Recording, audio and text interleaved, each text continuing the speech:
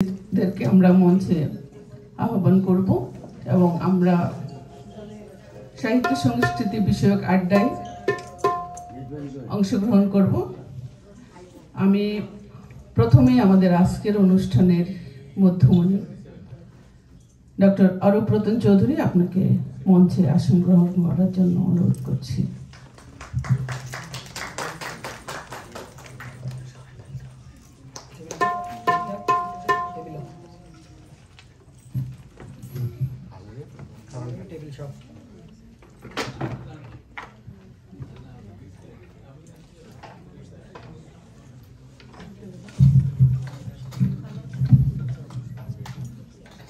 সৈয়দ মোহাম্মদ উল্লাহ, আমাদের নবীন সাংবাদিক শ্রদ্ধেয় সৈয়দ মোহাম্মদ উল্লাহ, আপনাকে মঞ্চে আসার জন্য অনুরোধ করছি।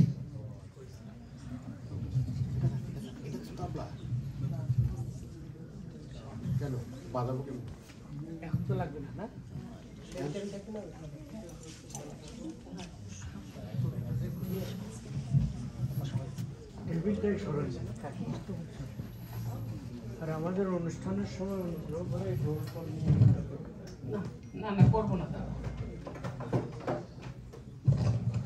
ধন্যবাদ। আমি অনুরোধ করব অধ্যাপিকা হোসনিয়ারা, আপনাকে আসন গ্রহণ করার জন্য মঞ্চে অনুরোধ করছি।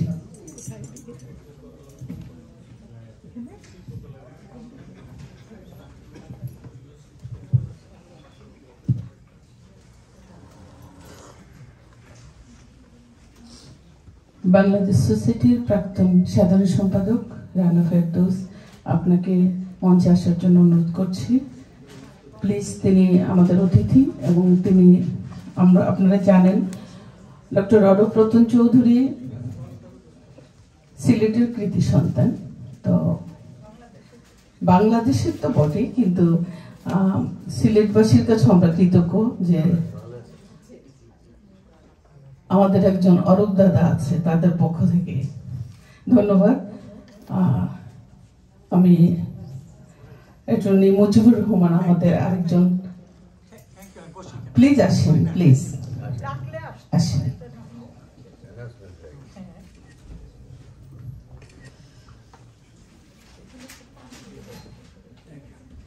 Thank you.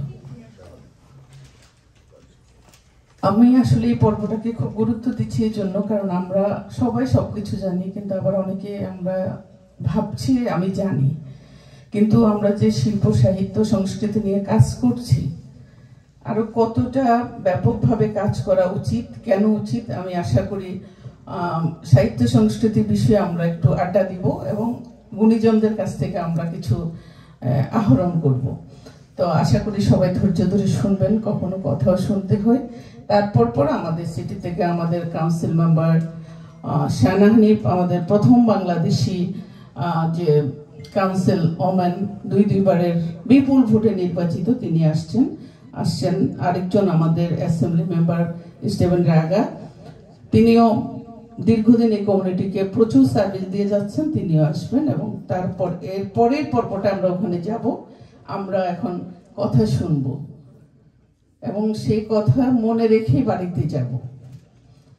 আমি প্রথমে রানাপাকে দিয়ে শুরু করি।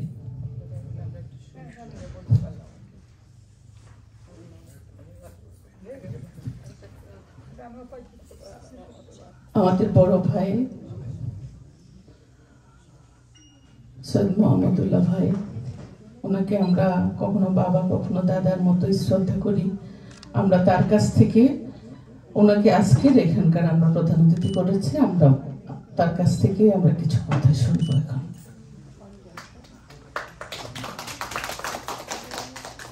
শুভ সন্ধ্যা। শিল্পকলা একাডেমিকে ধন্যবাদ আজকের এই আয়োজন করার জন্য। আসলে এগুলো খুব গুরুত্বপূর্ণভাবে আমরা আলোচনা করা উচিত। আমরা গান শুনি, অন্যান্য অনুষ্ঠান দেখি, বক্তৃতাও শুনি দেশ সম্পর্কে, এখানকার সম্পর্কে, কিন্তু যার বলছেন আমরা আজকে খুবই আনন্দিত যে একজন অত্যন্ত গুণী মানুষ আজকে এখানে আমাদের মঞ্চে উপস্থিত হয়েছেন। তিনি প্রফেশনালি একজন চিকিৎসক, কিন্তু তার বড় পরিচয় আমাদের কাছে, বাংলাদেশিদের কাছে, বাঙালিদের কাছে তিনি রবীন্দ্রসঙ্গীতের একজন ভালো শিল্পী। তো ডক্টর অরূপ রঞ্জন চৌধুরী, আপনাকে ধন্যবাদ, আপনি আমাদের মধ্যে এসেছেন, আপনি ওয়েলকাম। আচ্ছা, তো প্রবাস সম্পর্কে আমরা আমাদের এখানে সংস্কৃতি চর্চা, শিল্পকলা একাডেমি বেশ অনেক বছর থেকে এখানে আমাদের সংস্কৃতিকে নিয়ে কাজ করছেন, এটা খুব উল্লেখযোগ্য কাজ। এবং জীবন চৌধুরী চমৎকার একটি তাদের জন্য প্রাতিষ্ঠানিক সঙ্গীত তৈরি করে দিয়েছেন। আমি আগে শুনি, আজকে শুনে আমার খুব ভালো লাগলো। কেন আমাদের এখানে দরকার? এখন বাংলাদেশের জনসংখ্যা এখন 17 থেকে 18 কোটি, তার ভিতরে 1 থেকে 1.5 কোটি বিদেশে থাকে। এবং বিদেশের মানে 100টার বেশি দেশে বাংলাদেশি লোক ছড়িয়ে আছে। এটা একটা বিশাল ঘটনা। এবং বিদেশে গিয়ে তারা যে দেশে থাকে সেখানকার কালচার ভিতরে থাকে, কিন্তু নিজের কালচারকে, নিজের ইতিহাসকে ধরে রাখা তাদের জন্য খুবই গুরুত্বপূর্ণ। এই কারণ, আরও একটা কারণ হচ্ছে যে বাংলাদেশের কালচার অত্যন্ত সমৃদ্ধ একটা কালচার। আমাদের দেশ বন্যার দেশ, ঝড় তুফানের দেশ, এটাই আমাদের পরিচয় না। আমাদের দেশ হচ্ছে আমাদের কালচারের জন্য, আমাদের সংস্কৃতির জন্য, আমাদের সঙ্গীতের জন্য, আমাদের নৃত্যকলা, শিল্পকলার জন্য। আজকে এই অত্যন্ত দুঃখ ভারাক্রান্ত হৃদয়ে আমি উল্লেখ করছি, বাংলাদেশে আমাদের এই যে চিরন্তন কালচার, এই যে আমাদের বয়াতিরা গান করেন, আমাদের লোকসঙ্গীতের শিল্পীরা গান করেন, আমাদের পালা গানের কবি গান আছে, পালা গান আছে, এই সমস্ত মানে আধ্যাত্মিক গান আছে, হাসান রাজার গান করেন, লালনের গান করেন, তারা আক্রান্ত হচ্ছে। এই সপ্তাহে বেশ কয়েকটি ঘটনা ঘটেছে। আমি অকুণ্ঠ চিত্তে, কঠোরভাবে, ভয়ঙ্করভাবে এই বর্বরতার নিন্দা করছি। বাংলাদেশে মৌলবাদের উত্থান ঘটছে, অত্যন্ত দুঃখজনক। মব ভায়োলেন্সের দোয়াই দিয়ে মানে এটা বলা হচ্ছে মব ভায়োলেন্স, এটা পরিকল্পিতভাবে একটি গোষ্ঠী এই কাজটা করছে। তারা এমনকি পীর মুর্শেদ, তারা একজন একজন পছন্দ নাও করতে পারে। আমি কিছু পছন্দ না করি, আমার অবশ্যই অধিকার আছে। আমি একজন মানুষ পৃথিবীতে, আমি আমার অধিকার নিয়ে জন্মেছি, আমি বলতেই পারি আমি এটা লাইক করি না। কিন্তু অন্য লাইককে আমি বন্ধ করে দেব, তাকে গলার টুটি চেপে ধরবো। আমার মানে আগের আমলে গণতন্ত্রকে টুটি চেপে ধরা হয়েছে, বন্ধ করা হয়েছে, এই কথা বলে বিপ্লব করে তারপরে অন্য সমস্ত মতকে একবার টুটি চেপে ধরে এই ধরনের যে কাণ্ডগুলো একের পর ঘটছে, এগুলোর ব্যাপারে আমাদের সবাই সোশ্যাল মিডিয়াতে বিভিন্ন জায়গায় আমাদের বক্তব্য সভ্যভাবে, ভদ্রভাবে এবং যুক্তিসঙ্গতভাবে যুক্তি দিয়ে আমরা তুলে ধরা উচিত। দেশে বিদেশে আমরা আমাদের সুস্থ সংস্কৃতির চর্চা করে যাব। তো ফলে আমাদের এই জিনিসগুলো নিয়ে উচ্চকণ্ঠ হতে হবে। 1 2 নম্বর হচ্ছে আমাদের এই যুক্তরাষ্ট্রেই ধরুন, আমি যখন 1976 সালে থাকার জন্য যুক্তরাষ্ট্রে আসি, 74 সালে আমি প্রথম এসেছি, জাতিসংঘ সেশন অ্যাটেন্ড করে, যে সেশনে বাংলাদেশ মেম্বার হয়েছিল সেটা কভার করে আমি চলে গিয়েছিলাম। 76 সাল থেকে আমি এক নাগাড়েই দেশে থাকি, 49 বছর। 49 বছর আগে এখানে কয়েক শত বাঙালি ছিলেন। এখন বৃহত্তর নিউ ইয়র্ক ট্রাই স্টেট এলাকায় আমরা আবার অতিরঞ্জিত ফিগাত করি 1 মিলিয়ন বলে ফেলি, লাখখানেকের বেশি লোক সম্ভবত আছেন। তো এইটা কম কথা না, 1 লাখ যদি থাকেন বিশাল ব্যাপার। তো আমাদের এই লাখের ভিতরে হাজারে হাজার আমাদের দ্বিতীয় তৃতীয় প্রজন্মের সন্তান সন্ততিরা আছে। তাদের মানে তারা এই দেশের ইতিহাস জানছে, এই দেশের ভূগোল জানছে, এই দেশে লেখাপড়া করছে, এগুলো ঠিক আছে। আমি সংক্ষেপ করবো, অন্যান্য গুণীজনদের বক্তব্য আপনারা শুনবেন। কিন্তু পাশাপাশি তাদেরকে তাদের মা বাবা, দেশের সংস্কৃতি, ইতিহাস সম্পর্কে ন্যূনতম জ্ঞান দেওয়া দরকার, ধারণা দেওয়া দরকার। দেখুন, আমরা অনেকে এই ডাক্তার অরূপ রঞ্জন চৌধুরী, আমি, রানা চৌধুরী, হোসনার ভাবি, আমরা আরেক জেনারেশন লোক। আমরা এখনকার বাংলাদেশের ছেলে মেয়েদের অনেক কিছু দেখে আমাদের পছন্দ হয় না। আমরা আমাদের মনে যে বাংলাদেশ ধারণ করে আছি সেটা 50, 60, 70, 80 বছর আগে। এখনকার বাংলাদেশ সেই বাংলাদেশ না, এইটা একটা ঠিক। আবার প্রবাসের বাংলাদেশ সেই বাংলাদেশ না। আমরা যে বাংলাদেশ ধারণ করে আছি, আমাদের অনেকে আমরা অত্যন্ত একটা খারাপ কাজ করি। আমাদের সন্তানদেরকে ওই আমাদের 70 বছর 60 বছর আগের টাইপের বাঙালি করে রাখতে চায়। কেউ কেউ এরকম আছেন, কেউ কেউ ছেড়ে দেন, কেউ কেউ একেবারে জগদ্দল পাতার মতো বজ্র আটুনি কিন্তু ফার্স্ট আগের সর্বনাশ হয়ে যায় বেশি বাড়াবাড়ি করতে গেলে। এইটা খেয়াল রাখবেন সকলে।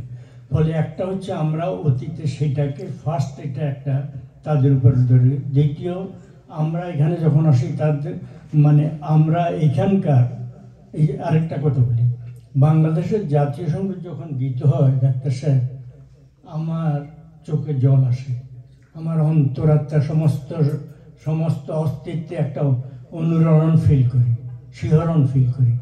আমাদের সন্তানরা যারা এই দেশে মানুষ হচ্ছে, যার বাপ মানে যিনি একেবারে যেখানেই থাকুন না কেন, নিউ ইয়র্ক শহরেই থাকুন, ইউনিভার্সিটিতে যেখানেই থাকুন, এখানে যার জন্ম, যে সন্তানের বা শিশু বয়স থেকে বেড়ে উঠছে, সেই সন্তান মধ্যে এই শিহরণটা আসবে না। আবার আমেরিকার জাতীয় সঙ্গীত যখন গীত হয়, এটা আর একটা অত্যন্ত খারাপ জিনিস। আমাদের সন্তানদের ভিতরে এই দেশের জন্য সেই রকম, এই দেশের জন্ম মানে এই দেশের ককেশিয়ানরা বা দেশের অন্য আফ্রিকান আমেরিকানরা যারা এই দেশের জন্ম হয়ে মানুষ হয়েছে, অত্যাচারিত হয়নি, নির্যাতিত হয়নি,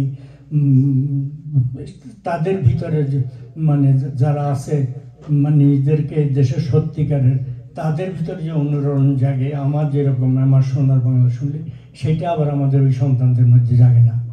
তো কীরকম একটা শূন্যতায় তারা মানুষ হচ্ছে চিন্তা করছেন আমরা। এটা আরেকটা ভয়ঙ্কর জিনিস, খেয়াল রাখবেন। ননস্টপ বাংলাদেশ আমরা করব না। আমরা বাংলাদেশের শিল্প সংস্কৃতি তাদের ভিতরে প্রবাহিত করব, তাদেরকে সেটা জানাবো, ইতিহাস জানাবো, কিন্তু অ্যাট দি সেম টাইম বজ্র আটনিও করবো না। আর আমেরিকাকে আমরা এই ননস্টপ 24 ঘন্টা বাংলাদেশের নাটক দেখবো, বাংলাদেশের নিউজ শুনবো। আমি যখন এই দেশে এসেছি, আমাদের ঘরে ঘরে আমরা আমেরিকান নিউজ শুনেছি, এখন আমেরিকান নিউজ কেউ শোনে না। এটা আরেকটা দুঃখজনক ব্যাপার। ABC, CBS কোনো কিছু প্রাকৃতিক কৌশল না, অধিকাংশ ভাষা খালি ননস্টপ বাংলাদেশের। আর একটা হচ্ছে ফোন তো একদম বিনা পয়সা হয়ে গেছে, ঘন্টার পর ঘন্টা দেশের সাথে কথা, আজকে কী রান্না করেছে ইত্যাদি ইত্যাদি। আমরা আমেরিকা থেকেও বাংলাদেশে থাকি। এই মনস্তাত্ত্বিকভাবে আমাদের উল্লার জেনারেশন এটা চেঞ্জ করতে। তো ওভারঅল কথা হচ্ছে আমাদের সেকেন্ড জেনারেশনের ভিতরে দেশপ্রেম আমাদের মধ্যে আমরা নিশ্চয়ই আসতে থাকবে। সেকেন্ড জেনারেশনের ভিতরে আমাদের ইতিহাস, আমাদের সংস্কৃতিকে জাগরুক রাখতে হবে। তারা যে সংস্কৃতি দেশে শিল্পকলা একাডেমি, বিপা, অন্য সংগঠনগুলো যে সংস্কৃতি দেশে প্রবাহিত করছে, সেটা এই দেশের অনেককে মেল্টিং পট বলে, এটা কারেক্ট না। আমেরিকা মেল্টিং পট না, এটা রেইনবো, বিভিন্ন রঙের মিশ্রণ। এই রেইনবোতে, এই রঙে আমাদের রং আমরা মেশাবো। এই বহু রঙে, রবীন্দ্রনাথের একটা গান আছে, তোমার রঙে রং মিশান, ভুলে গেছি না, শিল্পী না, সবার রঙে রং মিশাবো। এই আমেরিকায় যে নানা ধরনের রং আছে, এই জাতীয় পতাকা, এই সংস্কৃতি, বিভিন্ন জাতি সংস্কৃতি, সেই রঙে আমাদের ইউনিক, ডিস্টিংক্ট, ফ্যাবিউলাস, ফ্যান্টাস্টিক, ঐতিহাসিক রং আমরা সংযোজন করব। সেই ক্ষেত্রে আমাদের শিল্প, আমাদের নৃত্যকলা, আমাদের সঙ্গীত অত্যন্ত উজ্জ্বল ভূমিকা রাখবে। আপনাদের সবাইকে ধন্যবাদ।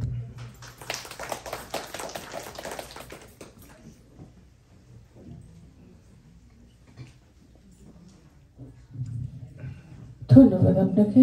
আমি মঞ্চে আহ্বান করছি আমাদের কণ্ঠযোদ্ধা, ভাওয়া সম্রাট রথীন্দ্রনাথ রায়। আপনি প্লিজ যদি একটু আসেন, আমরা আনন্দিত হব।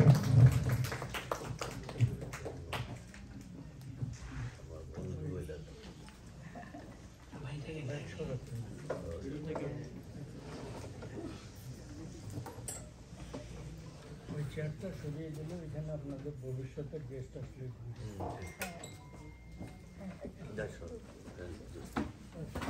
ভালো না।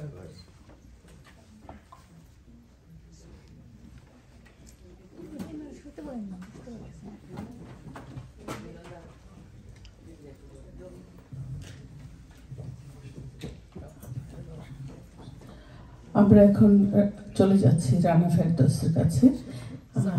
আমরা তার কাছ থেকে কিছু শুনব।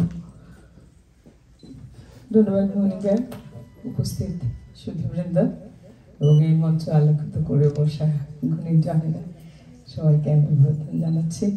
আর প্রথমে ক্ষমা প্রার্থী যে আমাকে প্রথমে ডাকা হয়েছিল, আমি সাহস করতেই পারলাম না যে দাঁড়ায় দুটা কথা বলবো, বিকজ খুব মন ঠিক করে এসেছে আজকে গান শুনবো, শুধু দাদার কথা শুনবো, বাকিদের কথা শুনবো আর গান শুনবো। কোনো আলোচনা করতে হবে, কিছু বলতে হবে একেবারেই মাথায় ছিল না। যাই হোক, মনিকা বলে নাই, জিজ্ঞেস করেছিলাম যে কি অনুষ্ঠান, তো বললো দাদা আসবে, কথা হবে, গান হবে। তো আমি তো ওই জায়গায় ছিলাম, হঠাৎ আমার নাম যখন বলছে সত্যিকার ভাবে আমি একদম হয়ে গেছি যে ওনাদের সামনে দাঁড়িয়ে আমি কি বলবো, তাও একটু প্রস্তুতি নিলে ভালো ছিল। যাই হোক, মাহমুদুল্লাহ ভাই যেটা বললেন সেটা ধরে যদি একটুখানি বলি, হ্যাঁ অনেক কঠিন কঠিন অবস্থার মধ্যে আমরা আছি, না দেশে না বিদেশে, এটাই বোধহয় উনি বলতে চাইলেন। এবং আমাদের যে মানসিকতা, আমাদের সন্তানদের যে মানসিকতা, আমরা যে মানসিকতা নিয়ে এসেছি বাংলাদেশ থেকে, এবং এখানে আমাদের যারা জন্ম নিচ্ছে নতুন প্রজন্ম, তারা যে মানসিকতায় বড় হচ্ছে এবং আমরা যেটা ওদেরকে দিয়ে করাতে চাচ্ছি, আর চারপাশে ওদের যে পরিবেশ, মহদুল্লাহ ভাই ফাঁপা বলতে আমি চাই না, অবশ্য আমাদের বাচ্চারা বহুত স্মার্ট, এটা আমি স্বীকার করি খুবই, কারণ এরা জানে। অবশ্যই ক্ষেত্রে শুধু ছোট্ট করে আমি বলবো, আসলে সত্যি আমার অত কথা বলার ইচ্ছা প্রস্তুতি কিছুই নেই, যেটা আমি শুধু বলতে চাচ্ছিলাম, একটা জিনিস খুব কাজে আসে আমি দেখেছি, যারা আমরা চাই যে বাচ্চারা আমাদের কালচারটাকেও ফলো করবে একটুখানি, তো দেশে নিয়ে যেতে হবে। যখন পারা যায়, বছরে হোক, 2 বছরে হোক, 3 বছরে হোক, এটা খুব কাজে দেয়। যদি আমরা বাচ্চাদেরকে দেশে নিয়ে যাই এবং নিয়ে একটু ঘুরে ফিরে সমস্ত কিছু দেখাই, পরিচিত করি, এটা খুবই কাজে আসে। আর এখানে আমি এখন আশাহত হই না, যখন 25 বছর আগে এসে যখন দেখেছি যে বিপা এত সুন্দর করে অনুষ্ঠান করে, আমার কাছে একটা ধারণা ছিল যে এখানে বোধহয় এগুলির কোনোই চর্চা নেই। তো বিপা তখন ছিল, এবং বিপা বাচ্চাদেরকে দিয়ে অসম্ভব সুন্দর সুন্দর কাজগুলি করায়। এখন যারা বড় হয়েছে, যে বাচ্চা এদেশের জন্ম হয়েছে, সে বিপা থেকে যেভাবে, আমি শুধু বিপার নাম বলছি এজন্য যে প্রথমে আমরা যাদেরকে দেখেছি, তারপরে এখন তো বাবা কাজ করে, কাবেরী কাজ করছে, অসংখ্য প্রতিষ্ঠান গড়ে উঠেছে এবং বাচ্চাগুলি চমৎকারভাবে বাংলা অক্ষর হয়তো জানে না, ইংরেজিতে লিখে খুব সুন্দর করে পড়তে পারে, ভালো উচ্চারণে, এবং অর্থ বুঝে ওরা কথা বলে, এমন না যে কিছু বুঝতেছে না, সেরকম না। তো এগুলি আমাদের আশার দিক আর কি।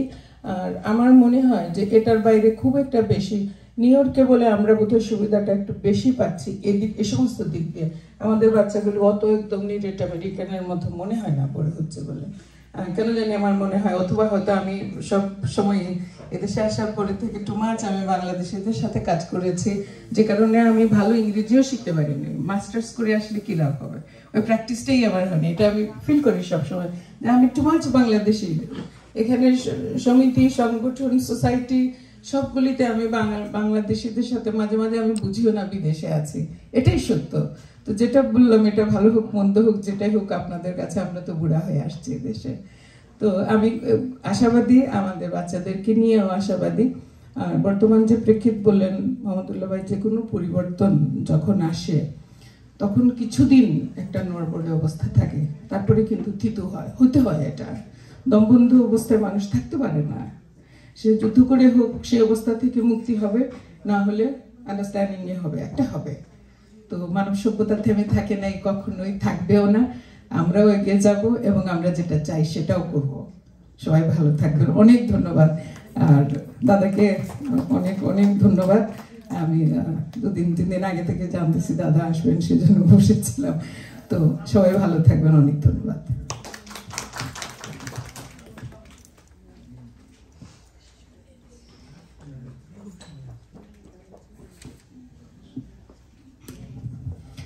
অসংখ্য ধন্যবাদ আপনার মূল্যবান এবং খুবই চমৎকার বক্তব্যের জন্য। আমরা খুব মনোযোগ দিয়ে সবাই শুনছি আমাদের এই প্রাণবন্ত যে আলোচনা অনুষ্ঠানটি।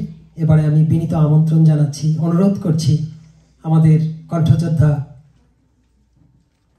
রথীন্দ্রনাথ রায়কে, যিনি জীবন্ত কিংবদন্তি আমাদের বাংলা গানের।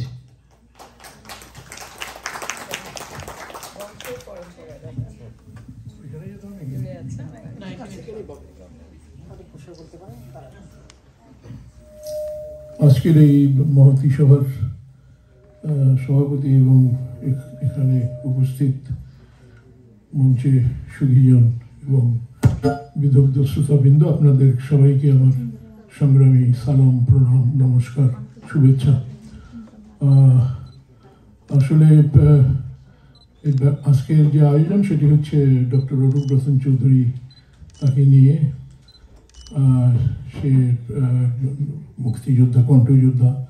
আমরা একই সঙ্গে স্বাধীন মেলা বেতারে ছিলাম সেই সব দিনে, এবং আমার এখনো খুব মনে পড়ে অরূপ যখন আসলো আর কি। তখন তো আমরা সবাই ইয়াং মানুষ। আমি ঢাকা ইউনিভার্সিটির 3rd ইয়ার অনার্স, ও ডেন্টালের 2nd ইয়ার বোধ হয়, হ্যাঁ 1st ইয়ার। কিন্তু ওর সঙ্গে আমার খুব যোগাযোগ ছিল, আমরা আড্ডা দিতাম মাঝে মধ্যে। আমি হলে থাকতাম জগন্নাথ হলে, ও আসতো আমার এখানে, ওরা আজিমপুর কলোনিতে থাকতো। যাই হোক, অরূপ যেদিন প্রথম আসলো ওই দিনের কথাটা আমার খুব মনে পড়ে। ও আর সর্দার আলাউদ্দিন ইন হলো আর কি। কিন্তু সর্দার আলাউদ্দিনকে মোটামুটি সবাই চেনে, রেডিওতে টেলিভিশনে গান করে, মোটামুটি সিনিয়র আর্টিস্ট। সে ইন হয়ে গেল, কিন্তু ওকে ইন হয় না, ইন করানো হচ্ছে না। এবং এক পর্যায়ে ও আর সর্দার আলাউদ্দিন একটা ঝগড়ায় লিপ্ত হলো যে, আপনার তো টাকা ছিল না, আপনি তো আসতে পারতেন না, আমি তো আগরতলা থেকে আপনারে নিয়ে আসলাম, আপনি আমারে কইছিলেন আমরা একসঙ্গে থাকবো, এখন আপনি এখানে ঢুকতেছেন, আমি তাহলে কোথায় যাব। যাই হোক, পরে এটা সমাধান হয়ে গেছে। তো সেই সব দিনের কথা খুব মনে পড়ে যে আমরা কত কষ্ট করে এই যুদ্ধ করেছি, সেই যুদ্ধের আজকে কি পরিস্থিতি। আমার ব্যক্তিগত একটু আমি বলবো, জীবনের প্রথম ইন্ডিয়াতে গেছি, এর আগে আমি যাইনি। আর কলকাতাও একদম অচেনা শহর, অচেনা কেউ নাই, বন্ধু বান্ধব, আত্মীয় স্বজন। আমি জলপাইগুড়ি আমার মামার বাড়ি, খড়িবাড়ি, অর্থাৎ ওটা হচ্ছে আপনার নকশালবাড়ি পরের স্টেশন। তো ওইখানে আমাদের বাবা মাকে ওইখানে রেখে, আমার মামা বাড়িতে রেখে আমি রওনা দিয়েছি স্বাধীন মেলা বেতার কেন্দ্রকে উদ্দেশ্য করে। জানি না কোথায় স্বাধীন মেলা বেতার কেন্দ্র, শুধু জানি যে কলকাতায়। কিন্তু কলকাতা তো বিরাট শহর, এটা কোথায় যাব, কি করব, কিছুই জানি না। তা পয়সা পাতি কিছুই ছিল না। আমার নানি, দিদিমা আমাকে আমার মামির কাছ থেকে বললো যে, ও তো যাইতেছে, ওর কাছে টাকা পয়সা নেই, তোমার কাছে কি আছে দাও। তো এই এতদিনের মধ্যে ওরা টাকা পয়সা কি, ওদের গোলার ধান শেষ হয়ে গেছে। কারণ এদিক থেকে যারাই গেছে আমাদের আত্মীয় স্বজন, ওদের বাড়িতে উঠছে আগে। যাই হোক, তো মামি 20টা টাকা এনে দিল, যে এই 20টা টাকা আছে মা, এই। তো আমাকে 20 টাকা দিল। আর আমার মা সামনে দাঁড়াইছিল, আমি প্রণাম করতেছি সবাইকে। তখন আমার ওই নানি বলতেছে আমাকে যে, আমার মায়ের নাম বিনা, বিনা তোমার কান পাশা 2টা খোলো। তো মা খুললো, খুলে নানির হাতে দিল। নানি আমাকে হাতে দিয়ে বলছে, ভাই যদি খুব বিপদে পড়িস তাহলে তোর মায়ের কান পাশা 2টা বিক্রি করিস। আমার এখনো চোখে জল আসে যে কিরকম একটা অবস্থা। তো ওই 20 টাকা ওই কলকাতা যাইতে যেতে আমি যখন নামছি তখন আমার পকেটে অনলি 1 টাকা 4 আনা। এবং বিশ্বাস করেন, আমার খুব চিন্তা হচ্ছিল যে আমি এখানে চিনি না, জানি না, কোনো বন্ধু বান্ধব আত্মীয় স্বজন কেউ নাই, আমার পকেটে অনলি 1 টাকা চাই, আমি বাঁচবো কি করে, আমি হয়তো না খেয়েই মারা যাবো, এরকম একটা চিন্তা ছিল আমার। এবং সেই চিন্তাটার অবসান হয়েছে যে আমি, আরও অনেক ঘটনা আছে, এগুলো আর বলবো না, সময় লাগবে। তো স্বাধীন মেলা বেতার কেন্দ্র আমাকে সেটি কনফার্ম করেছে যে আমার জীবন বাঁচবে, থাকবো, যুদ্ধ করেছে।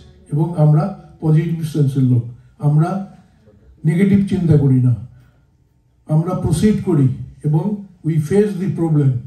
এটাই হচ্ছে আমাদের আদর্শ এবং সংগ্রাম। একটা মুক্তিযোদ্ধা কখনো ব্যাক করে না, সৈনিক তারা এগিয়ে যায়, ডু অর ডাই। তো এখনো ঠিক তাই, মনের মধ্যে এখনো সেই জোশ এখনো আছে। এখনো আমি মনে করি না যে পরাজিত, আমাদের কোনোদিন পরাজয় হতে পারে না। মুক্তিযোদ্ধার পূর্ণ রক্তে বাংলাদেশের মাটি ভিজে আছে। মুক্তিযোদ্ধাকে আপনি যতই জুতার মালা গলায় দিয়া চেষ্টা করেন, যতই এটা করেন ওটা করেন, কিন্তু এদিন দিন না, এ দিনেরও একটা শেষ আছে, যেটার শুরু আছে সেটার শেষ আছে। অতএব একজন মুক্তিযোদ্ধা হিসেবে আমরা সেটা ধারণ করি এবং বিশ্বাস করি। তো যাই হোক, আজকে অরূপের এখানে সম্বর্ধনা, আমি খুব খুশি হলাম যে একজন মুক্তিযোদ্ধাকে সম্মানিত করছে শিল্পকলা একাডেমি। আমি আপনাদের কাছে একটা অনুরোধ করবো, আপনারা একটু দাঁড়িয়ে এই মুক্তিযোদ্ধার প্রতি একটু সম্মান প্রদর্শন করবেন। ধন্যবাদ আপনাদেরকে, ধন্যবাদ।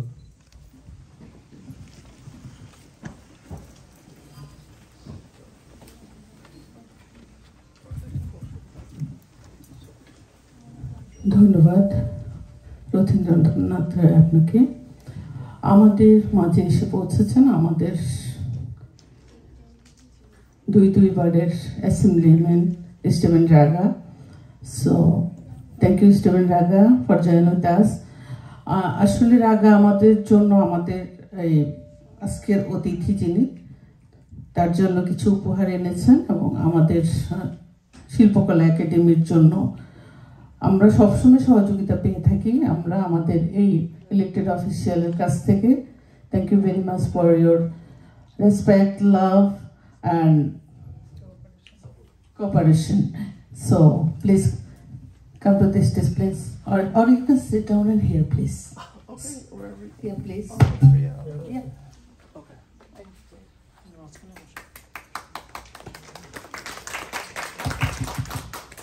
Thank you. Just give me the 5 minutes. That's it. Is it okay? That's fine. Thank you. আমরা এখন যাব আমাদের অ্যাটর্নি মুজিবুর রহমান, যিনি আমাদের শিল্পকলা একাডেমির অ্যাডভাইজার। মুজিব ভাই, আমাদেরকে একটু ছোট্ট করে যদি আমরা যে গান বাজনা নাটক এসব করছি, উপকারিতা আমরা জানতে চাই, এগুলো আরও বেশি করা উচিত, বা এটা করার পরিপ্রেক্ষিতে যে আমরা যে শিল্পীরা যারা এই জগতে আছি তারা কি ক্ষতিকারক কিনা, বা এতে কারো ক্ষতি হচ্ছে কিনা, প্লিজ। উপস্থিত সুধীবৃন্দ, আমি আপনাদের সকলের প্রতি শ্রদ্ধা জানিয়ে দু একটা কথা বলার চেষ্টা করব। আমি কোনো আলোচক নই, কোনো বক্তা নই। আমার নাম Mujibur Rahman. I don't believe any title or anything. Cleanly I would say only my name, that what my believe. However, এখানে যেহেতু এটা কালচার প্রোগ্রাম, শিল্পকলা একাডেমির উদ্যোগে আজকের বিষয়বস্তু এই কালচার। কালচারের ভিতরে একটা বা দুটো জিনিস আমি আনবো: cross culture, conflicting culture and culture. What is cross culture? আমাদের ছেলেমেয়েরা যারা এখানে আছে আপ্রাণ চেষ্টা করছে তারা বাংলাদেশি কালচারকে ধরে রাখতে, সেই পর্যায়ে তারা ট্রেনিং নিয়ে নিজের মতো করে চলতে। But I see another conflicting culture. যারা ঢাকায় মানে উন্নত এলাকায় বসবাস করে, each and every one trying to learn Western culture and American culture. That's what I see a cross-cultural problem. Why from America my children has to learn or to be Bangladeshi? Why their children from there has to learn to be an American or Western?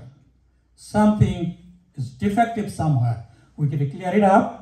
So make sure both sides of the children could be uniforming in connecting each other so they can act properly without differences.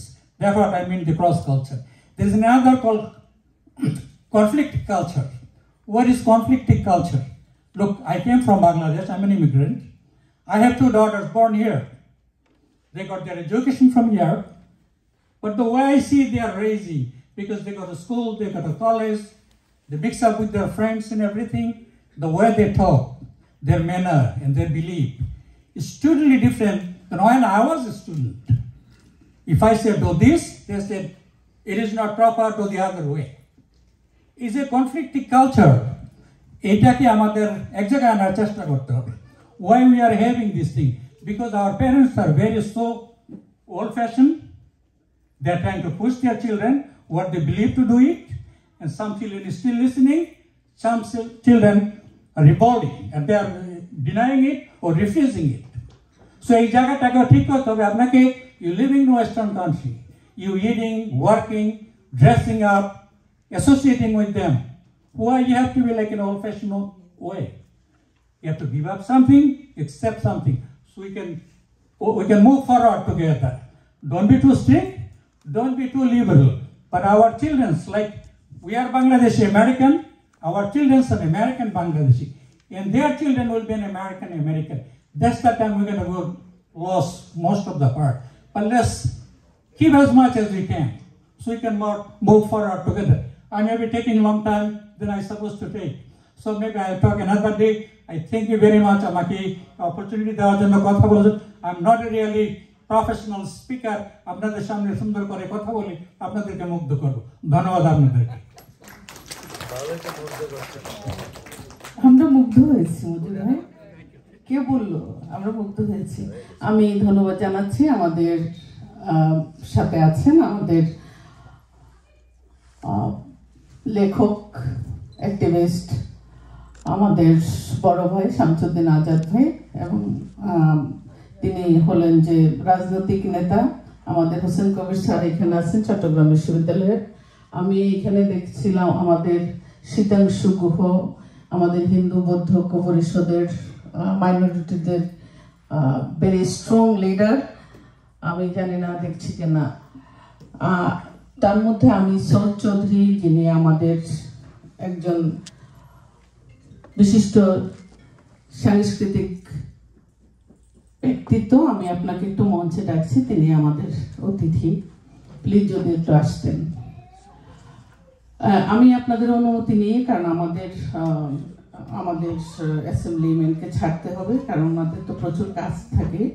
তো সে হ্যাঁ, একটু যদি ওনাকে আমরা সময় দিয়ে দিই, তারপর আমরা আমাদের অনুষ্ঠান কন্টিনিউ করব।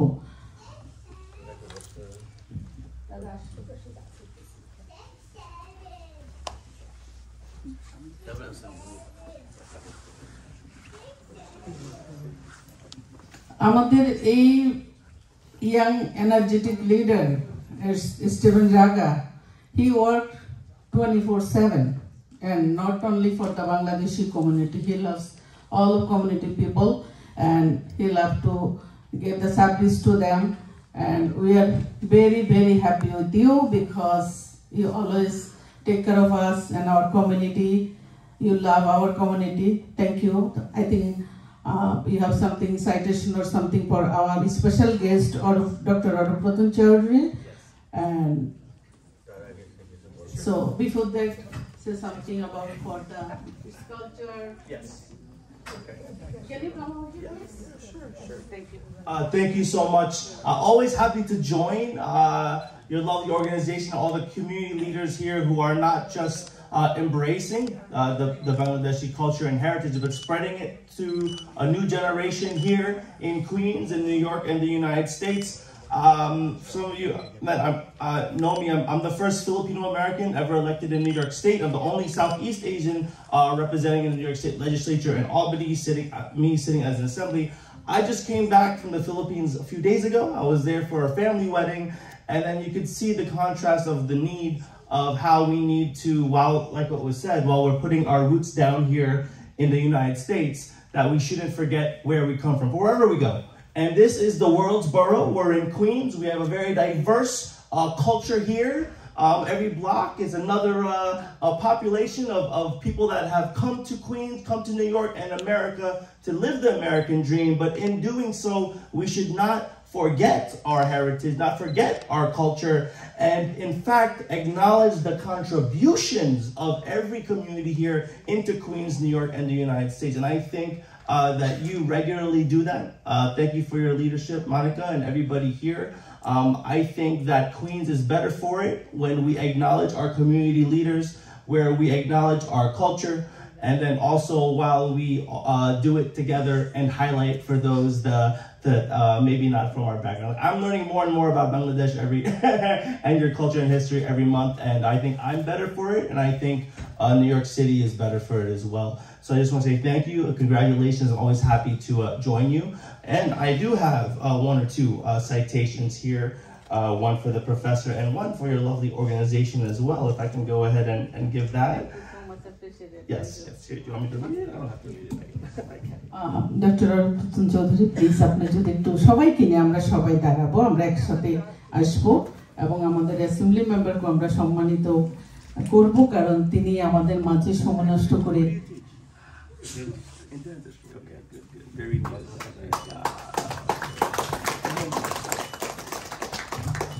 একটু সামনের দিকে তাকান একটু। 1 2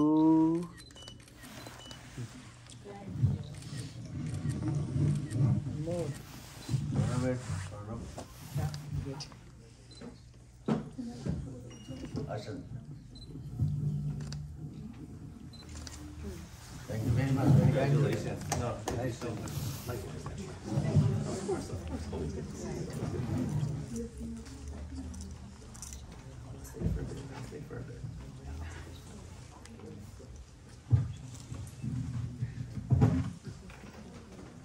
আমরা এবারে চলে যাচ্ছি। Thank you assembly member Raga. আমরা এবারে যাব আমাদের অধ্যাপিকা হোসনিয়ারার কাছে। আমরা কথা শুনবো একটু, তারপর আমাদের আজকের যিনি আমাদের মধ্যমণি, যার উপলক্ষ, যাকে কেন্দ্র করে আমাদের এই আয়োজন, তার কথা শুনবো। আমরা মঞ্চ থেকে মুহূর্তে অনেকে চলে গেছেন বোধহয়, তো আমরা আগে হোসনিয়ারা ভাবির কথা শুনি, তারপরে দাদার কথা শুনবো। ধন্যবাদ মনিকা, এবং ধন্যবাদ জানাচ্ছি আমি শিল্পকলা একাডেমিকে। প্রথমে আমি আন্তরিক ধন্যবাদ জানাই যার উদ্দেশ্যে আমাদের এখানে আজকে এই আমরা সবাই মিলিত হয়েছি। আমি আসলে কথা বলতে পারি না, গুছিয়ে কথা বলতে পারি না, কিন্তু একটু চেষ্টা করতে অসুবিধা কি। যেমন আমি কোনো অস্ত্রধারী মুক্তিযোদ্ধা ছিলাম না, তখন বিশ্ববিদ্যালয়ে পড়তাম যখন মুক্তিযুদ্ধ হয়। আমার নানার বাড়ি সিরাজগঞ্জে, সেখানে আমরা গিয়েছিলাম। কিন্তু কে বলে অস্ত্র দরকার মুক্তিযুদ্ধ করবার জন্য? হাতের চুড়ি ছিল, সেগুলো ভেঙে আঁচলে বেঁধে রেখেছি। কোনো ব্যাটা যদি আসে ইজ্জত নিতে, আমার ইজ্জত নিলেও যেন আর কারো কাছে যাওয়ার ক্ষমতা না রাখে। আমার নানা বাড়িতে ঢাকা থেকে পরিবারের সবাই এসেছিল, আমার বয়সী 15-20 জন।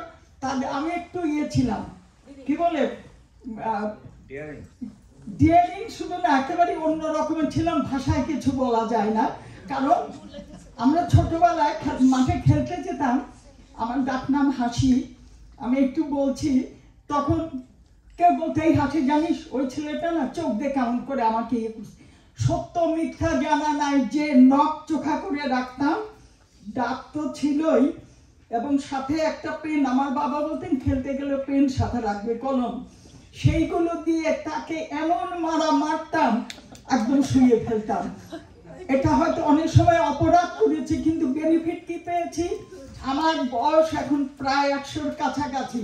কোনোদিন কোনো ছেলে সেই ছোট বয়স থেকে একটু কোনো কথা বলার আমার সাহস রাখে নাই। আমি যে কথা বলছিলাম, মুক্তিযুদ্ধের মধ্যে সবাইকে, আমি যেহেতু মাতব্বর ছিলাম, কেউ আমরা নখ কিন্তু কেটে ফেলবো না, চোখা করে রাখবো। আমাদের সময়টা তো প্লাস্টিকের ব্যাগ ছিল না ওই সময়, তখন হচ্ছে মরিচের গুঁড়ো ছোট ছোট ন্যাকড়ার মধ্যে বেঁধে কোমরে বেঁধে রাখতাম। তারপরে হচ্ছে কোথাও কাঁচ টাচ এত তো ওইগুলো জিনিস ছিল, সেগুলো সাথে রাখতাম। বলতাম বেটারা আসলে আমরা এই দেখতাম। আমাদের ওই 15-20 জন আমরা যে মেয়ে ছিলাম, সবাই কিন্তু ভীষণ সাহসী হয়ে গেলাম, এবং কেউ আমাদের কাছে আসতে পারে নাই। তো আমি এই কথাগুলো বললাম যে আমরা আসলেই অনেক কিছু পারি, কিন্তু আমাদের এই পাড়াটা অনেক সময় আসলে গ্রহণযোগ্য হয় না। অনেক সময় আমরা এটা করেও তুলতে পারি না। কিন্তু বিশ্বকবি রবীন্দ্রনাথ ঠাকুর বলেছেন যে দেবে আর নেবে, মিলাবে মিলিবে। আসলে দেয়া আর নেয়া মিলেই তো হচ্ছে আমাদের সবকিছু। এটার বাইরে কখনোই আমরা যেতে পারি না। দেয়া আর নেয়া, এটাই হচ্ছে আমাদের। মোহাম্মদুল্লাহ ভাই বলছিলেন যে এই যে আমাদের এদেশে জন্মগ্রহণ করা যে প্রজন্ম, বাংলাদেশ থেকে আমরা বসা, আমরা এই কয়েক বছর আগে 4 জেনারেশনে একসাথে থাকতাম। আমার মা, আমি, আমার মেয়ে, তার সন্তানেরা। আমাদের মধ্যে একদিন স্কুলে আমার নাতিদের স্কুলে একটা প্রোগ্রাম হচ্ছে, কি প্রোগ্রাম, সে চট করে আমার মাকে বলল, বড় আম্মু তোমার একটা ছবি দাও। সে ওখানে নিচে ক্যাপশন লিখলো যে তার উপরে তার গ্রেট গ্র্যান্ডমার ইনফ্লুয়েন্স আছে। সেই প্রজেক্টে সে ফার্স্ট হয়েছে, কারণ জানে যে এই যে বংশ পরম্পরা, এই যে মিলিত হওয়া তাদের মধ্যে, কারণ অনেক সময় ভাষার অসুবিধা হতো, ওরা অনেক সময় ডাকতো বড় আম্মু খাতে আসো, খাতে আসো, শুদ্ধ করে ওইভাবে বলতে পারতো না। কিন্তু আসলে বডি ল্যাঙ্গুয়েজ হচ্ছে সবচেয়ে বড় ল্যাঙ্গুয়েজ। আমরা বডি ল্যাঙ্গুয়েজ, আমি যদি বলি আমার খুব খিদা, এটা বোঝাতে তো কোনো অসুবিধা হয় না।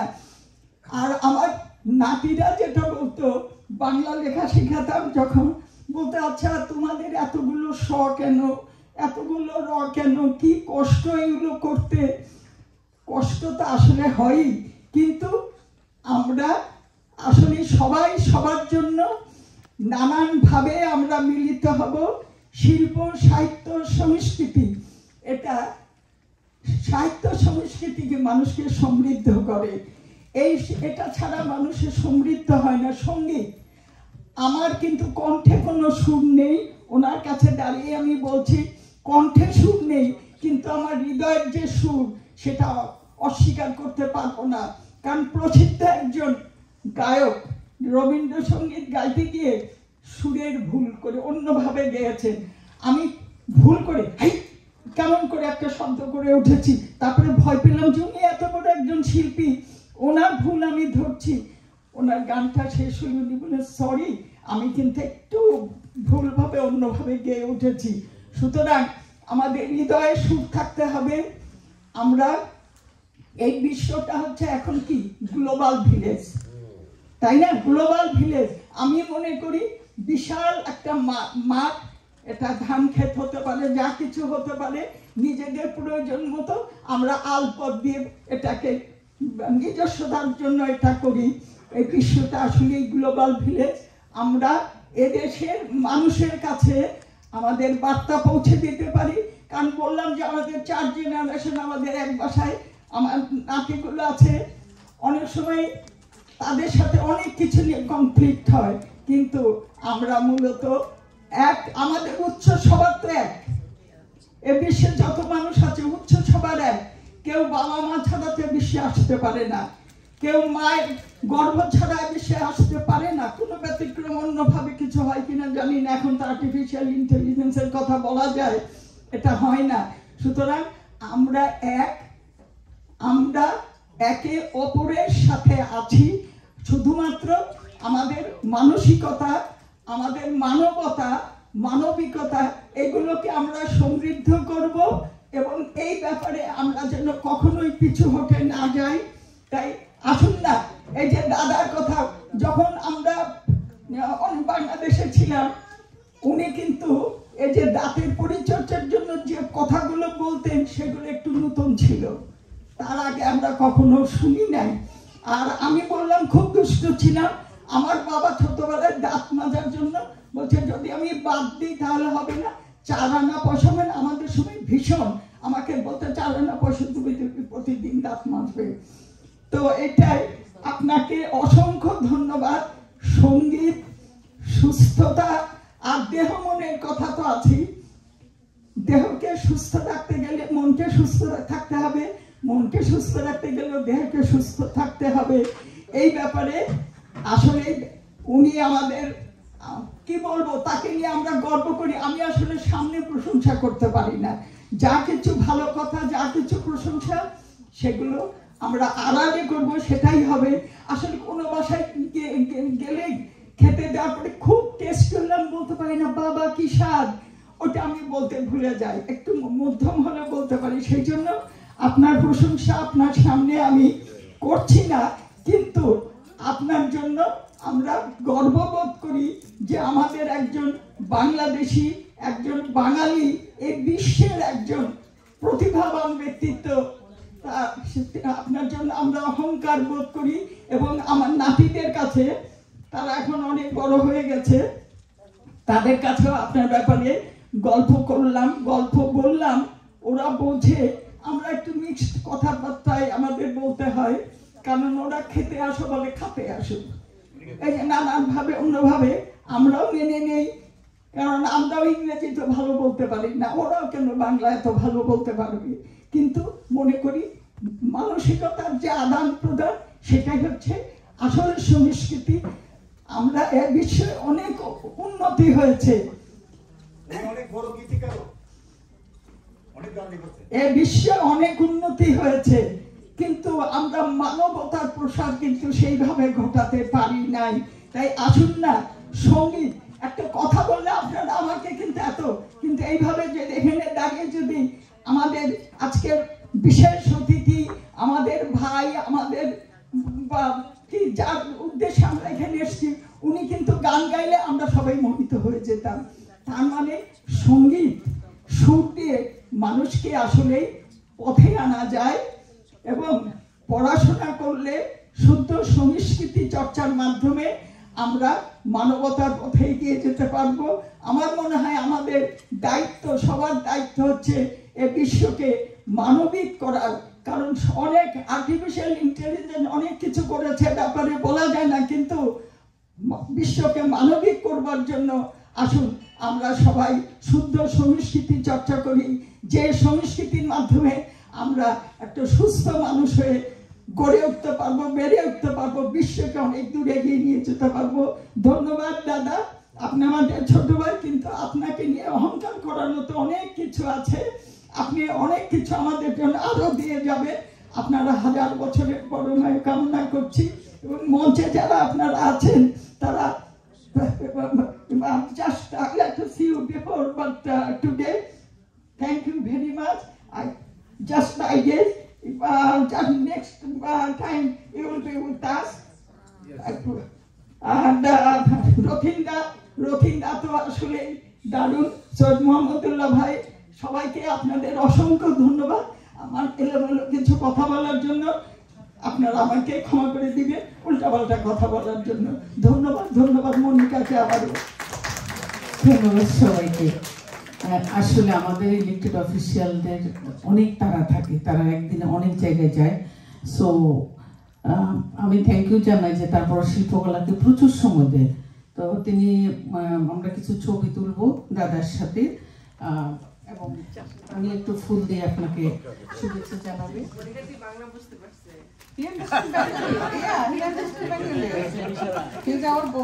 কথা বলে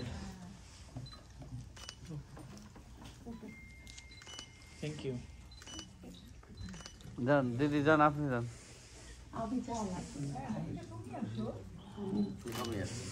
প্লিজ আপনিও যান। I'm the volunteer always, right? I love to do volunteer.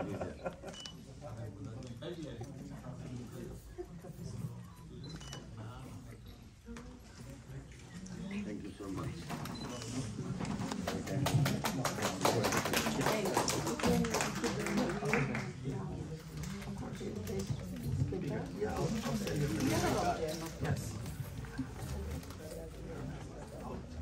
আমাদের শিল্পকলা একাডেমির যে সম্পাদকরা রয়েছে, আসলে আমি তো কর্মী, তাদের জন্য এই কাজগুলো করা সম্ভব হয় আমার পক্ষে।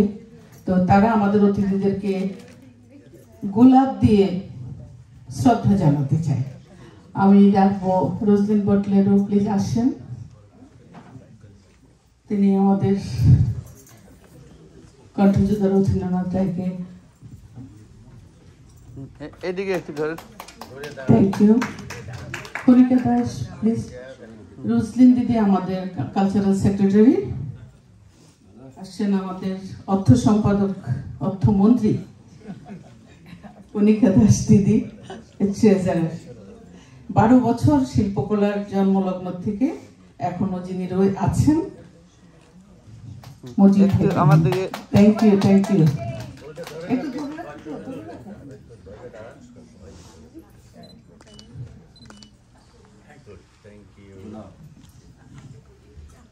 Joint secretary Shabnam Wadud please আসেন। তিনি আমাদের উপদেষ্টা, আমাদের শক্তিশালী উপদেষ্টা রফিকা হোসনে রাহা।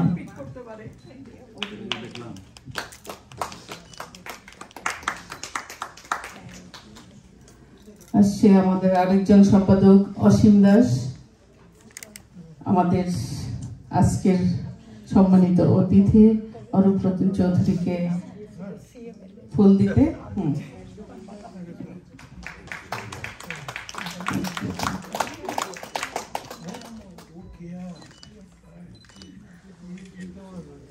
মিলন কুমার রায়, আমাদের ভাইস প্রেসিডেন্ট মিলন কুমার রায় দীর্ঘদিন এই প্রতিষ্ঠানের সাথে আছেন এবং শ্রম অর্থ এটি আমার জন্য বিশেষ। মিলনদা, আপনি আমাদের আজকের প্রধান বক্তা, প্রধান অতিথি আমাদের সৈয়দ মাহমুদুল্লাহ ভাইকে আপনি লাকি মিলনদা, থ্যাংক ইউ।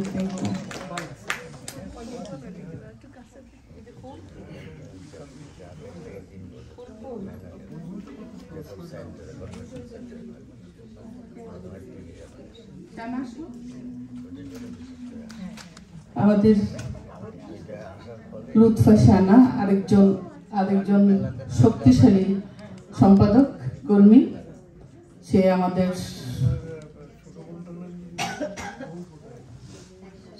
সাংবাদিকতায় যিনি, মেয়েরা যখন বিভিন্ন সেক্টরে কাজ করে, বিশেষ করে নারী উদ্যোক্তা যারা, নারী কর্মী, আমার কাছে খুব ভালো লাগে। কিন্তু আমি বিদ্বেষী না দাদা, আমি কারোর প্রতি বিদ্বেষ নেই, কিন্তু মেয়েরা যখন একদম যেটা সম্মানের সঙ্গে সমস্ত জায়গায় কাজ করে, তো এটা আমার খুব ভালো লাগে। তো লুৎফা সেরকম একজন কর্মী, আমাদের রানা ফেরদৌসকে তিনি এখন ফুল দিয়ে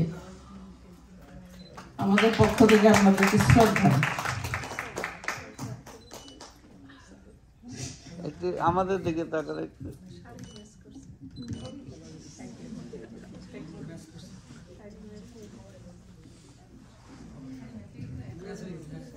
আরেকটা মৌসুমী রহমান, আমাদের বড় ভাই, আমাদের বিশিষ্ট সাংস্কৃতিক ব্যক্তিত্ব, আমাদের শ্রদ্ধাই, আমাদের শ্রদ্ধা, আপনি এসছেন।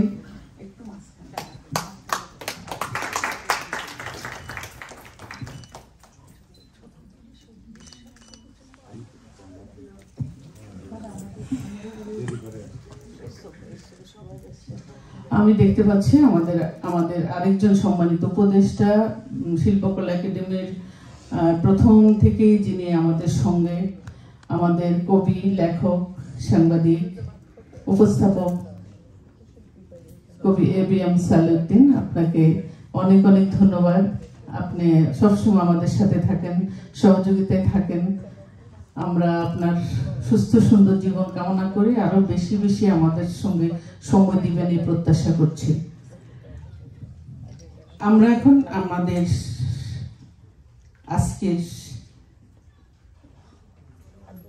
অতিথি, আমাদের আমন্ত্রিত অতিথি, পোস্টারও আপনারা নাম দেখেছেন, আমাদের প্রিয়জন, আমরা শ্রদ্ধার কাছ থেকে কিছু শুনবো, তারপরে আমরা চলে যাব আমাদের অরূপরতনদার কাছে। প্লিজ। আমি নিউ ইয়র্কের পুরানো বাসিন্দা হিসাবে মহান শিল্পীকে স্বাগত জানাচ্ছি আপনাদের সবার পক্ষ থেকে।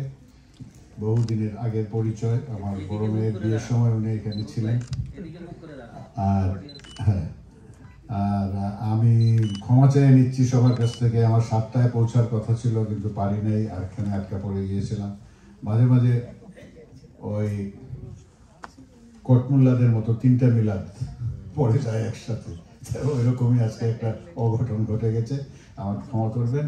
আমি সময় নষ্ট না করে ওনার কাছ থেকে, আমার মনে হয় কথা না শুনে আমরা এক পিস হইলেও গান যদি আজকে শুনি, আমরা ঘরে যেতে পারি সেই গানের রেশ নিয়ে। আর আমার শ্রদ্ধা, ভালোবাসা আপনার জন্য সবসময় থাকবে। সবসময় মনে হয় দেশে গেলে সময় করে দেখা করে আসতে পারি না, আজকে সেই সুযোগটা নিলাম, এটাই যথেষ্ট আমাদের জন্য। আজকে আমরা এমন এক জায়গায় এসে উপনীত হয়েছি, বাঙালি বলতে আমাদের শিল্প, সাহিত্য, সংস্কৃতি প্রত্যেকটা সেক্টরকে চ্যালেঞ্জ করা হচ্ছে। আজ আমাদের আর কোনো পথ নাই, আমরা এক একটা আমরা একসাথে না হয়ে ইন্ডিভিজুয়ালি কিছু করার ক্ষমতা আমাদের নাই। আমাদের এখানে একটু আগে আমাকে বলা হচ্ছিল ওখানে যাওয়ার জন্য একজন বাউলকে অপমান করা হয়েছে, ওর জন্য একটা প্রতিবাদ সভা আর কি। তো আমরা এমন এক পর্যায়ে দাঁড়িয়েছি এখন, আমাদের একতার কোনো আর সাবস্টিটিউট কিছুই নাই। আর আমাদের জন্য, আপনাদের জন্য দেশে যারা আছেন সংগ্রাম করছেন, আমাদের শুভকামনা থাকলো। আমাদের জন্য আপনারা সবসময় দোয়া করবেন, প্রার্থনা করবেন। অশেষ ধন্যবাদ সবাইকে।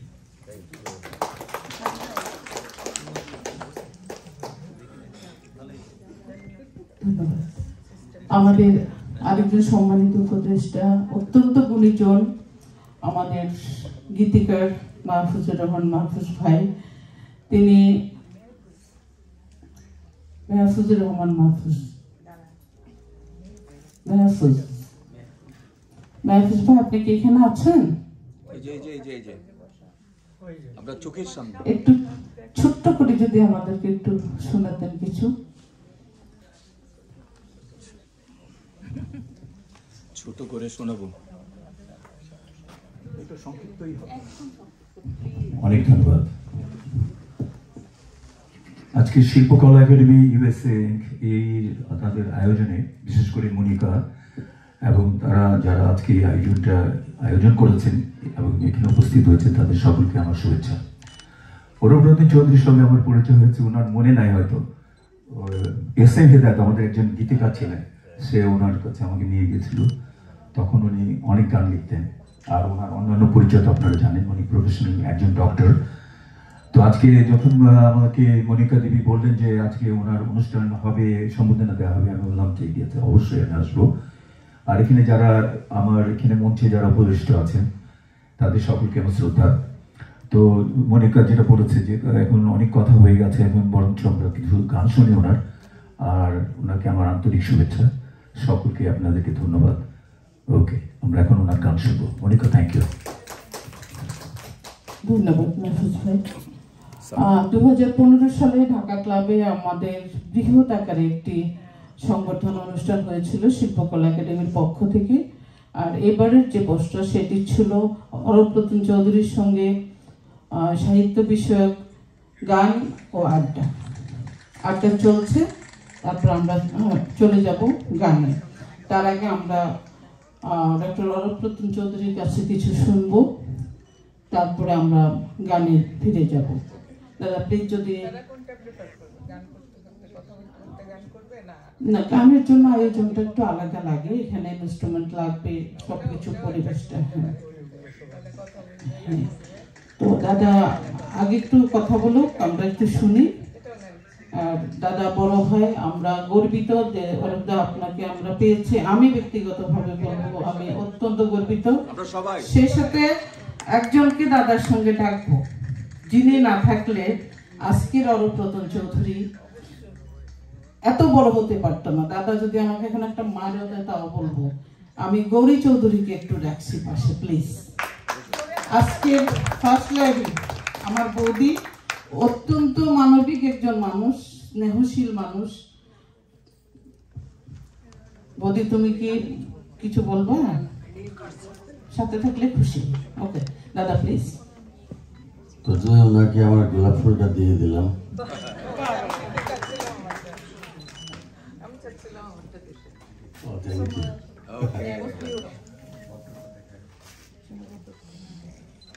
সবাইকে শুভ সন্ধ্যা।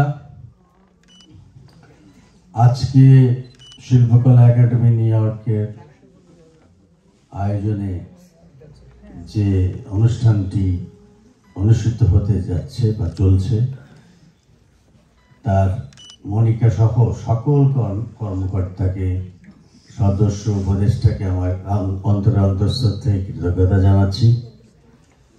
এরকম একটা সুযোগ আমার জন্য একটা বিরাট আনন্দের ব্যাপার। আসলে ধন্যবাদ আমাকে না দিয়ে বরঞ্চ আপনাদের দেওয়া উচিত, এই জন্য যে আপনারা এরকম একটা বিদেশে বসবাস করার নানান যুদ্ধ আছে, সেটার সঙ্গে আপনি যুদ্ধ করেও আপনারা অনেক কর্মকাণ্ডের মধ্যে এই সংস্কৃতির চর্চা নিয়মিতভাবে যে করে যাচ্ছেন সেটা মানে প্রশংসা করলেও কম হবে। আমি মনে করি আমরাও যেটা করতে পারি না অনেক সময় দেশে থেকে, সেটা আপনারা নিয়মিতভাবে করে যাচ্ছেন। এবং এইটাকে আমি খুবই মানে ধারণ করি এই জন্য যে আমার এই ধরনের অনুষ্ঠানে আসতে আমার সবচেয়ে বেশি ভালো লাগে। আমি কিন্তু আসছি নিউ ইয়র্কে একটা কনফারেন্সে, এটার নাম হচ্ছে greater new York dental meeting. আমার চলবে 28শে নভেম্বর থেকে 3রা ডিসেম্বর পর্যন্ত আমাদের জেভিট কনভেনশন সেন্টারে ম্যানহাটনে, সেখানে আমি থাকবো। কিন্তু তার আগে আমার আসার উদ্দেশ্য হচ্ছে যে আপনাদের সকলের সঙ্গে দেখা হওয়া, কথা বলা, মিলিত হওয়া, এই যে একটা সুযোগ আমার আসে এবং এইটা কিন্তু আমার পরম একটা প্রাপ্তি হয়ে যায়। জাস্ট টু এনকারেজ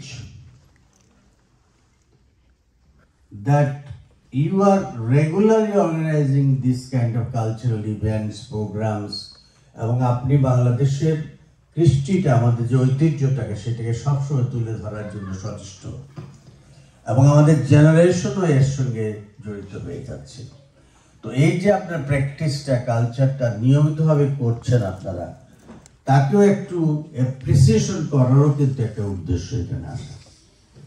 সুতরাং আমি মনে করি যে আমি আপনাদেরই লোক, এবং আমি যখনই আসি এটা একটা আনুষ্ঠানিকতার মাধ্যমে হয়তো আজকে হচ্ছে, কিন্তু আমি মনে করি একটা নিতান্ত ঘরোয়াভাবে আমরা একটা আলোচনা বসছি। এবং মাহমুদুল্লাহ ভাই সহ আমাদের আপা যে ধরনের বক্তব্য রাখলেন, তাতে বোঝাই যাচ্ছে যে আমাদের যে কনফ্লিক্ট অফ ইন্টারেস্ট নানান দিকে আমাদের জেনারেশনের সঙ্গে এখন হচ্ছে, আর কালচারের সঙ্গে তো নিয়মিত চলছেই। মানে কিভাবে আমরা আমাদের সংস্কৃতিটাকে ধ্বংস করতে পারি, সেরকম একটা প্রয়াস থেকে সবসময় আমাদের যুদ্ধ করতে হয়। তো এই জন্য সব সময় আমরা, যেমন 71-এ আমি মুক্তিযুদ্ধে গিয়েছিলাম, আমার বন্ধু রতিন রায়ও গিয়েছিল, সেই বাংলাদেশের আমাদের মাটি ও মানুষকে আমরা ভালোবাসি এবং এখনো সেটাকে ধারণ করি। এবং মনে করি যে আমি আমার সবচেয়ে বড় পরিচয় হলো আমি একজন মুক্তিযোদ্ধা, এবং আমি দেশের জন্য কিছুটা হলো করতে পেরেছিলাম। 18 বছর বয়স যখন আমি ঢাকা ডেন্টাল কলেজে পড়ি, তখনই আমি চলে যাই, কারণ আমার ঢাকা বিশ্ববিদ্যালয়ের সাংস্কৃতিক দলের সঙ্গে সম্পৃক্ততা ছিল। তখন থেকে গণ আন্দোলন, গণসঙ্গীত আমরা করতাম। তারপরে স্বাধীনমালা বেতার যখন শুরু হলো, আমাদের শিল্পীরা গান গাওয়া শুরু করলো, তাদের কণ্ঠ শুনতে পেলাম। ঘরে বসে থাকতে পারিনি, তাই ঘর থেকে বেরিয়ে গিয়েছিলাম। আমি আমার ঘরে বাবা মা ভাই বোনকে ফেলে রেখে ভোর 5টায় দরজাটা খোলা রেখে আমি চলে গিয়েছিলাম। এবং কিভাবে চলে গিয়েছিলাম এখনো সেটা চিন্তা করলে গায়ের লোম দাঁড়িয়ে যায়। আমি তো তখন ওই আজিমপুর থেকে সেই দাউদকান্দি পর্যন্ত বাসে গিয়ে যখন পৌঁছালাম, তখনই মিলিশিয়া বাহিনীরা চোখ বেঁধে বেঁধে নিয়ে যাচ্ছে মুক্তিযোদ্ধাদের, ব্রাশ ফায়ার হচ্ছে, মেরে ফেলছে সবাইকে। তার মধ্যে থেকে কোনোভাবে কুমিল্লা আড়িখোলা গ্রাম হয়ে আগরতলা ঢুকলাম। সেখানে ছিলাম 1 মাস। আমাদের একটা মুক্তিযোদ্ধাদের জন্য শরণার্থী শিবির ছিল, একটা সাংস্কৃতিক দল ছিল, আমরা গান করতাম। তারপরে স্বাধীনমালা বেতারে চলে যাই। তো সেইটা একটা দীর্ঘ ইতিহাস। সেটাকে আমরা মনে করেন লালন করি, দেশকে ভালোবাসি, এবং সেই জন্যই হয়তো এই সংস্কৃতিটা, যদিও আমি পেশায় একজন চিকিৎসক, কিন্তু গান হচ্ছে আমার প্রাণ। আমার প্র্যাকটিসে, আমার সার্জারিতে সবসময় রবীন্দ্রসঙ্গীত বাজে স্পিকারে, এবং আমার ওইটাই হচ্ছে শক্তি। তো আমার অনেক রোগী আছে যে এটা পছন্দ করে খুব। ডেন্টাল চেয়ারে শুয়ে গেলে তো মানুষের একটা প্যানিক অ্যাটাক হয় যে সারাশিটা নিয়ে আসবে, ইঞ্জেকশনটা দিবে। তো সেইটাকে আমি ইটস ওয়ান কাইন্ড অফ মানে সাইকোলজিক্যাল ট্রিটমেন্ট। রবীন্দ্রসঙ্গীতের সুরটা মানুষকে কিন্তু অনেকভাবে যে প্রভাবিত করে, এবং তাদের একটা কাউন্সেলিং করে, এটা আমি প্রমাণিত এটা আমার। এবং এখন তো বিজ্ঞান বলছে কিন্তু যে মিউজিকটা কিন্তু ওই মেডিকেল সায়েন্সের মধ্যে ঢুকে যাচ্ছে। অ্যানেস্থেশিয়ার জন্য হোক, সিডেটিভ এর জন্য হোক, পেইন রিলিফের জন্য হোক, মিউজিক কিন্তু এখন মেডিকেল সায়েন্সও আছে। সুতরাং আমি সেটা শুরু করেছিলাম 40 বছর আগে, এখন আমি সেটা ধারণ করছি। আমার মিউজিক বাজবেই। আর রবীন্দ্রসঙ্গীত বন্ধ হয়ে গেলে কোনো সময় ক্যাসেটটা আমি আমার স্টাফদের বকাবকি করি, এই তোমরা কানে শোনো নাকি যে গানটা বন্ধ। মানে আমি যেন কী অভাব ফিল করি। আমি কাজ করতেছি কিন্তু সার্জারি, বাট কখন বন্ধ হইলে আমার মনে হয় ডিস্টার্ব। আমি রিদিমে কাজ করি, ওই মিউজিকে কাজ করি। তা আমার মনের মধ্যে, আমার আত্মার মধ্যে, আমার শরীরের প্রতি লোমকূপের মধ্যেই মিউজিক। তো এইখানে আসলে পরে আমি কোনো একটা অনুষ্ঠানে, ওইরকম আমি লন্ডন গেলেও তাই করি, কালচারাল প্রোগ্রামের সঙ্গে আমি সম্পৃক্ত হয়ে যাই। আমার ভালো লাগে, আপনাদের সঙ্গে শেয়ার করি যখন। এখন আপনাদেরকে কেন করি, কারণ হচ্ছে আপনারা অনেক এখানে দেশের থেকে দূরে থাকাটা একটা কষ্টের ব্যাপার। প্রতিটা বাংলাদেশি বাঙালি আমি জানি যে ওই যতই সে বিদেশে থাকুক না কেন, মনটা কিন্তু ওখানে পড়েই থাকে। গ্রাম ছাড়া ওই রাঙা মাটির পর আমার মন ভুলাই রে, ওরে কার পানে মন হাত বাড়িয়ে লুটিয়ে যায় ধুলায় রে, আমার মন ভুলাই রে। ওই মনটা ভুলায় কিন্তু আপনাদের, ঠিক কিনা বলেন? ওই গ্রামে কিন্তু পড়ে থাকে। সুতরাং এটা আমি ফিল করি। তো আমি এই জন্য আমি আপনাদেরকে এই কষ্টের মধ্যে থেকে এই যে ফিল করেন, সবসময় একটা মনের মধ্যে একটা ব্যথা। আবার বাংলাদেশেও যেতে চান, ঘুরতে চান, দেখতে চান, আবার আসেন, আবার সেই কাজ। যখনই মনে করেন যে বাংলাদেশ থেকে আত্মীয় স্বজন, বন্ধু বান্ধব এই সুন্দর পরিবেশ থেকে ফিরে আসবে, তখন মনটা খারাপ হয়ে যাবে। ওই সেই মেশিনের মধ্যে এসে ঢুকতে হবে। মানে রেগুলার টাইম 9টা 5টা কাজ আর কাজ, সব কাজও নিজে করতে হবে। কারণ আব্দুলও নাই, মনোহরাও নাই, আর ওই আমাদের সকিনার মাও নাই। তো সব একটু যে জুতা সেলাইতে চণ্ডীপাঠ সব করতে হয় নিজেকে। এইরকম আরাম তো আছে সেখানে, ওইখানে আমাদের মতো নাই। তো এই জন্য এটাকে আপনারা এত কষ্টের মধ্যে থেকেও জুতা সেলাইতে চণ্ডীপাঠ করেন, তারপরেও এইগুলা যে করেন, এই মনিকাকে আমার অ্যাপ্রিসিয়েশন। মানে সে রিয়েলি ডিজার্ভ ইট। মানে সে করে যাচ্ছে কন্টিনিউয়াসলি, ওর জন্য একটা হাততালি হতে পারে। এবং ওরে আমি ফোন করি যে আমি আসতে, ও একটা অ্যারেঞ্জ করে। এবং আমার খুব ভালো লাগে যে আমি এইগুলো বলতে আসলে অনেকের সঙ্গে দেখা হয়, কথা হয়, এবং এটা আমার একটা মানে একটা অনেক শক্তি নিয়ে আমি আবার চলে যাই। ফুয়েল আমি জানালি নেই, আমার এটা একটা শক্তি। তো আপনাদেরকে আমরা এনকারেজ করি এটা, যে এই আপনি এটা চালিয়ে যাবেন। যে এই যে আপনি বলছিলেন না যে এখন একটা কনফ্লিক্ট হচ্ছে যে আমাদের জেনারেশনের সঙ্গে, কিন্তু আপনারা কন্টিনিউ করলে কিন্তু কনফ্লিক্ট যতই হোক না কেন, এটা কিন্তু আমাদের সংস্কৃতিকে আমরা ধারণ করতে পারবো। সুতরাং এটাই আমি মনে করি। আর বেশি কিছু বলবো না, আমি আপনাদের সঙ্গে সবসময় থাকবো এবং যত ধরনের আপনাদের সহযোগিতা লাগে, বাংলাদেশ থেকে হোক, আমার এখান থেকে হোক, আমি আপনাদের সাহায্যে সবসময় থাকবো। আপনারা এটা চালিয়ে যাবেন, এটি আমার প্রত্যাশা। এবং আমরা আজকের এই অনুষ্ঠানে আপনারা যারা আসছেন কষ্ট করে, একটা উইকেন্ড শেষ হচ্ছে, কালকের থেকে সবার আবার সকাল থেকে কাজ, তারপর রাতটা এখানে দিলেন যে আপনারা, এটার জন্য আপনাদের অনেক, আমি জানি সকাল থেকে সবাই আবার কাজে চলে যাবে, মানে কালকে থেকে মেশিন শুরু হয়ে যাবে আবার। কিন্তু এখন এই সময়টা দিলেন, রাত্রে আবার বাসায় যাবেন, ডিনারটা হয়তো আগেই করে ফেলতেন, দেরিতে করবেন, কষ্ট তো একটা করছেন, তাই না? তো এই জন্য আমি আপনাদেরকে আবার আমি কৃতজ্ঞতা জানাই, এবং আপনাদের যে কর্মকাণ্ডের জন্য আমার একটা স্যালুট আপনাদের জন্য। এবং এটা আপনারা ধারণ করেন, এটার জন্য আপনাদের সবসময় আমি প্রশংসা করি, বাংলাদেশেও করি, এখানেও করি। এবং আমি চাই আপনারা এটা চালিয়ে যাবেন, আমাদের সহযোগিতা সবসময় অব্যাহত থাকবে। ধন্যবাদ। Thank you very much. ভালো। দাদা অশেষ কৃতজ্ঞতা, ধন্যবাদ। আমরা প্রথম পর্বটা বোধহয় অগোছালোভাবে হলেও শেষ করতে পেরেছি। আমাদের অনেক ভুল ত্রুটি ছিল, ক্ষমা প্রার্থী, কারণ আরো অর্গানাইজ হলে আরো ভালো হতো। আমি সবাইকে এখানে দেখছি, আমি সুতপা চৌধুরী শম্পা, সিলেটের কন্যা, নিউ ইয়র্কের নেত্রী, অনেক অনেক ধন্যবাদ। আমাদের আরেক নেত্রী আছে এখানে, বাংলাদেশ সোসাইটির শাহনাজ হোসেন। শাহনাজ কি আছে? শাহনাজকে অনেক অনেক ধন্যবাদ। এখানে যারা আছে সবাইকে কৃতজ্ঞতা এবং ধন্যবাদ। আসলে আমরা গানের মানুষ, গান শুনতেই ভালো লাগে। প্রচুর কথা যখন একঘেয়া হয়ে যায় তখন হয়তো অনেকে সেটাকে নিতে পারে।